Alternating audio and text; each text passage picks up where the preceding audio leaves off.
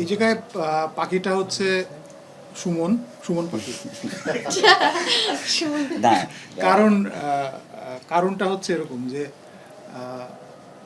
এমনিতে সহজিয়ায় গান করি, তার আগে ওই রাস্তা দিয়ে মানে যেভাবে আমরা গান করে অভ্যস্ত, আমি গান করে অভ্যস্ত, যে কোনো বিষয়কে মাথায় রেখে আসলে গান করার অভ্যাস নাই। হ্যাঁ, সো যখন যেভাবে মনে চায় বা আই ডোন্ট নো কীভাবে হয়, কখনো সুর কখনো শব্দ মাথায় আসে, গান করি। কী নিয়ে গান করব সেটাও আসলে ডিসাইড করা থাকে না।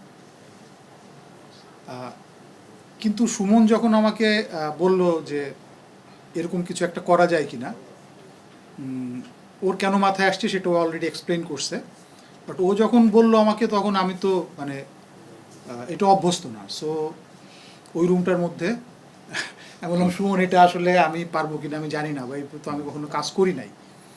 বাট ও আমাকে সাহস দিল যে ঠিক আছে, কাজ আপনি করেন বা না করেন কোনো অসুবিধা নাই। আমি আমার অনুভূতিটা শেয়ার করলাম একটা গল্প নিয়ে। গল্পটা বলে নাই, বললো এরকম একটা অনুভূতি বা এরকম একটা জায়গা থেকে একটা ফিল্ম করতে যাচ্ছি।